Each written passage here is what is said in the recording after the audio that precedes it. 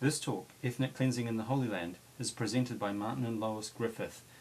They are retired teachers in Christchurch, New Zealand, where they run a radio broadcast program, Earthwise. They have become increasingly active over the years in ecological and social justice issues, including Vietnam, South African apartheid and the Gulf Wars. This talk and slideshow are a report into their trip to Palestine in November 2009. We were very, very concerned with the Gaza invasion, and a group formed locally called Justice for Palestine. It's still in existence.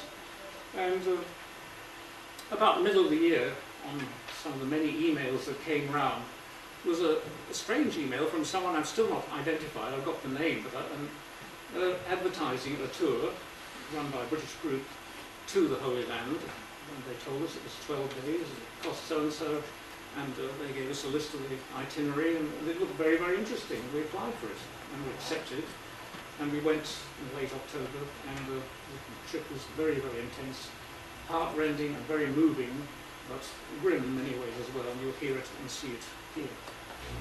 And I think probably this is where I should hand over to Lois. I will from time to time interject, and you will be welcome to interject or ask questions during, but there will be time at the end for questions as well. So Lois. Thank you. I've titled this talk Ethnic Cleansing in the Holy Land. I realize that might be provocative to some people, but in fact I didn't make that phrase up. It's actually been used by Israeli Jewish historians such as Tanya Reinhardt and Ilan Happe. One of the things that we always emphasize when we speak is that we distinguish between Judaism and Zionism. They're not the same at all. One is a religion with a strong sense of justice. The other is a political agenda. So, I think we start here. This is the only picture you'll see of us. But we went by way of Jordan, and in a way it's apt to show this because just by chance we picked a moderate hotel from Lonely Planet, and it was run by a couple of Palestinians, a man and his son. So that was an introduction to the ethnic cleansing, really. There's a huge diaspora of Palestinians around the world and in refugee camps in countries near Israel and in the West Bank. The ethnic cleansing really began in 1948, when after its victory, the Israeli military under orders razed villages so that about 700,000 people had to leave. And they even introduced a bizarre category of citizenship that I don't think could be anywhere else in the world, called present absentee. So if you left your village for one day during the war, you could never go back. So. Yes, and just a word on the ethnic cleansing, 700,000 people. Can you hear me all right? The 700,000 people left during the war and before the war, before the nominal independence of Israel. And the 500 villages that they inhabited were systematically destroyed, and completely all traces were sort of removed by planting pine trees over them, so that the history was hidden from the people who were expelled and they weren't allowed to come back. Yes, I think Jewish groups around the world are told to send money to plant a tree in Israel, which sounds like a wonderful thing to do. I love the idea of planting trees. But in fact, they've been planting fast-growing pine trees in what were villages, just hiding the evidence that there was a habitation there.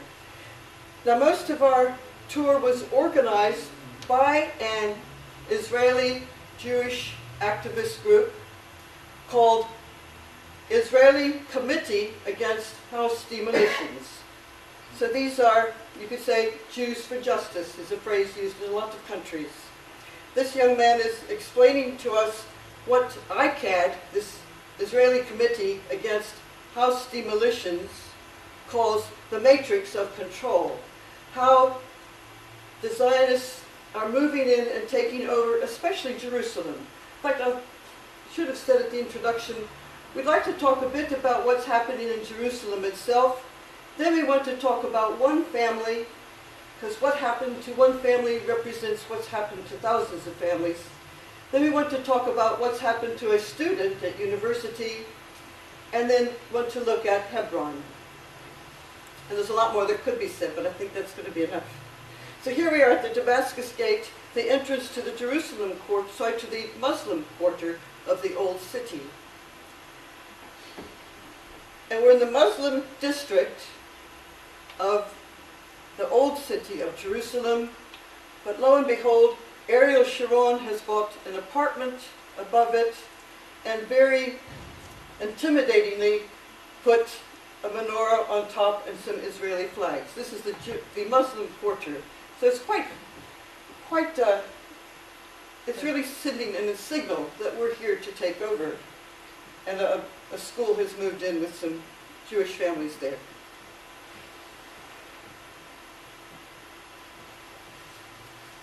Our guide is showing us the famous area, the Wailing Wall, which you've probably heard of.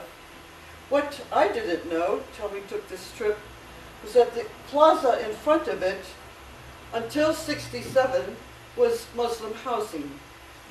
And after the victory of '67, after the victory, they raised the houses.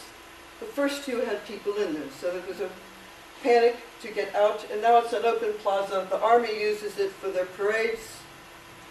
Here, behind this high wall, lies the holy area for the Muslims, the Noble Sanctuary. Noble Sanctuary.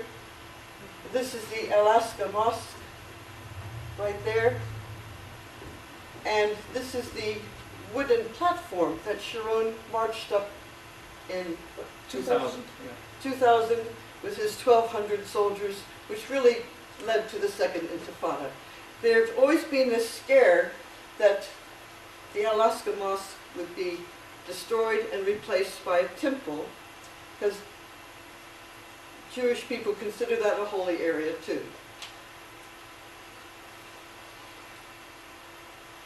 And just a bit of tourism. We took these pictures later when we were up high in the Mount of Olives. This is the famous Dome of the Rock. It's not actually a mosque. It's a you call it, it's a shrine. It's the third holiest place in No, Islam, no, the mosque. Yeah, okay. where reputably the Prophet Muhammad ascended from heaven from the rock within that area of the Dome of the Rock. It's called the Dome of the Rock, and it's so conspicuous, as you can see. It's visible from all parts of Jerusalem, but as Lois says, not a mosque actually. But it's in the Noble Sanctuary I mentioned, and the level of the Noble Sanctuary is about 3 or 4 meters higher than the plaza at the side, which you saw in the last one. It's also considered the area where Abraham was asked to, thought he would sacrifice Isaac. If anybody who's been there wants to correct us. And didn't Muhammad take off on his white horse? I think that was before, I believe repeatedly before he ascended to heaven, so I think he made a journey to that. I'm not sure. That's right. It could be. And this is the Al-Aqsa Mosque. That's the third holiest place for Muslims, next to Mecca and Medina. And there are often, well, there are scares that fanatical fundamentalists will destroy it, perhaps by digging underneath. They actually have caught people with dynamite underneath. And before the first Intifada, Sharon was threatening to have a tunnel underneath. The Palestinians were afraid that would destroy the foundations. So there's always a lot of tension and worries about the mosque itself. And by the way, to get to it, you have to go through a lot of checkpoints. I think they don't even allow Muslim men at a certain age, I'm not sure. Yes. They don't want Muslim men anywhere near it. I think under 50 or something like that.